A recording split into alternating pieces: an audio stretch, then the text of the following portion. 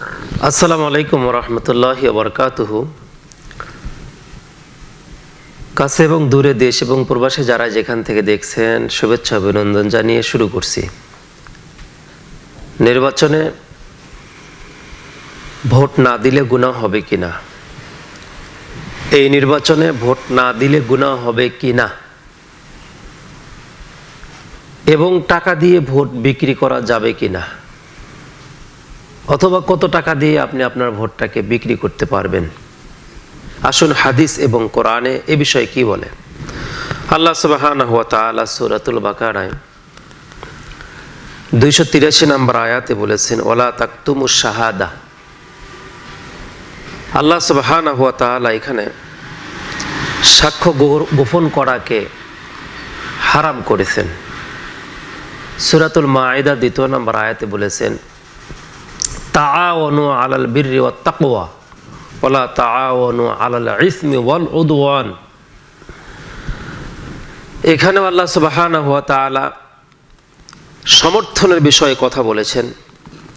আসুন, ভোট বিষয়ে আল্লাহ সুবহানাহু ওয়া তাআলা পবিত্র কালামুল্লাহ শরীফের অনেক জায়গায় বলেছেন, ভোট দেওয়া মানে সমর্থন করা, কোনো ব্যক্তিকে সাপোর্ট করা, তার পক্ষে সাফাহি গাওয়া, সমর্থন করা, তার পক্ষে দাঁড়ানো, তার পক্ষে কথা বলা, তার পক্ষে থাকা, সাক্ষ্য দেওয়া, এটাই হচ্ছে ভোট।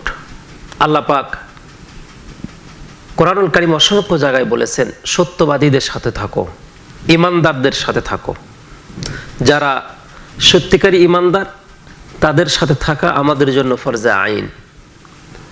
যারা ইসলাম এবং দ্বীনের পথে, দেশের কল্যাণে যারা আছে, তাদের পক্ষে আমাদেরকে থাকা ওয়াজিব। পাকিস্তানের বিখ্যাত একজন কারি হযরতুল আল্লাম হযরত মাওলানা মুফতি শফি রাহিমাহুল্লাহ, তেনার একটি সংক্রান্তে এসেছে, ভোট 3টি বিষয়কে বলে। 1, সাক্ষ্য প্রদান। 2, সুপারিশ। 3, প্রতিনিধিত্ব সনদ প্রদান করা। সাক্ষ্য আমরা দিচ্ছি কাকে? সাক্ষ্য দিচ্ছি কাকে? সুপারিশ করতেছি কার পক্ষে? প্রতিনিধিত্বের সনদ আমরা কাকে দিচ্ছি?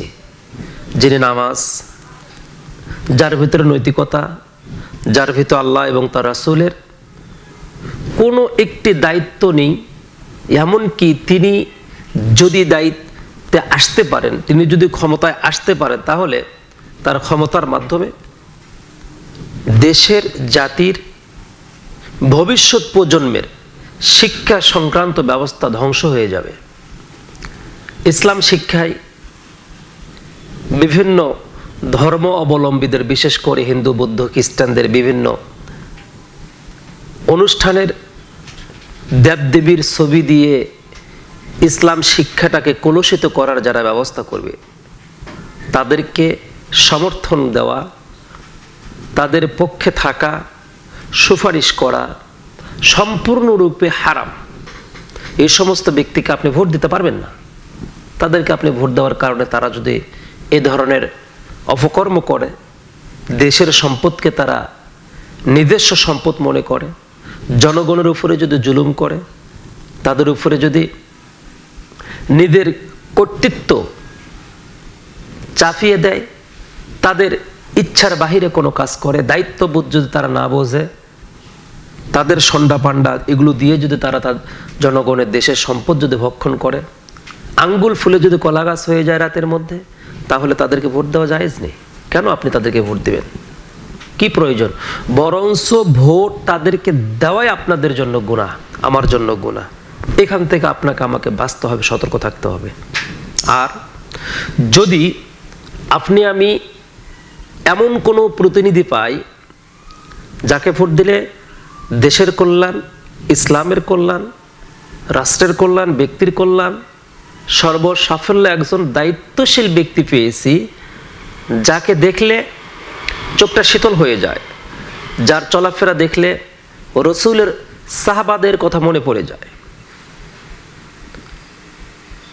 এই সমস্ত ব্যক্তিকে আপনি অবশ্যই সাপোর্ট করবেন, তাদের পক্ষে থাকবেন, তাদেরকে সাহায্য করবেন, তাদের জন্য সাক্ষ্য দিবেন, প্রতিনিধিত্ব দায়িত্ব পালন যেনারা করবে তাদের পেছনে আপনাকে সময় দিতে হবে, অর্থ দিতে হবে, আপনাকে তার পিছে পিছে ঘুরতে হবে। এটা কিন্তু আপনার দায়িত্ব, ফরজ আপনার জন্য। যদি আপনি প্রকৃতপক্ষে মুসলিম হয়ে থাকেন, আপনি যদি সুনাগরিক দেশের হয়ে থাকেন, তাহলে এই পেছনের যে ব্যক্তি, এই ব্যক্তির পেছনে আপনাকে থাকতে হবে, আগের ব্যক্তির বিপক্ষে থাকতে হবে। এবার আসুন, আমরা অনেকেই বলে থাকি ভোটে টাকা নেওয়া জায়েজ আছে কিনা, কত টাকা নিতে পারবো? হ্যাঁ, ভোটে টাকা নেওয়া জায়েজ আছে। কথাটা শুনে অবাক হয়ে যাচ্ছেন। ভোটে টাকা নেওয়াটা জায়েজ, টাকা নেওয়াটা বৈধ। কারণ যদি আপনি ব্যক্তিত্বহীন একটা লোককে পেয়েছেন, ব্যক্তিত্বহীন একটি লোককে আপনি প্রতিনিধি পেয়েছেন, যিনি জোর করে প্রতিনিধিত্ব দায়িত্ব পালন করার জন্য আপনার ঘাড়ের উপরে চেপে বসেছে, আর ওনার কাছ থেকে অর্থ, ওনার কাছ থেকে কোনো পয়সা, অর্থ, সম্পদ, এগুলো কোনো সুযোগ সুবিধা না নিলে আপনার জীবন শঙ্কিত হবে, আপনাকে খুব মাথা নিচু করে চলতে হবে, এমনকি আপনার ক্ষতি সাধন হতে পারে তার দ্বারা। তবে তার কাছ থেকে টাকা নেবেন, কম না বেশি। কি করবেন?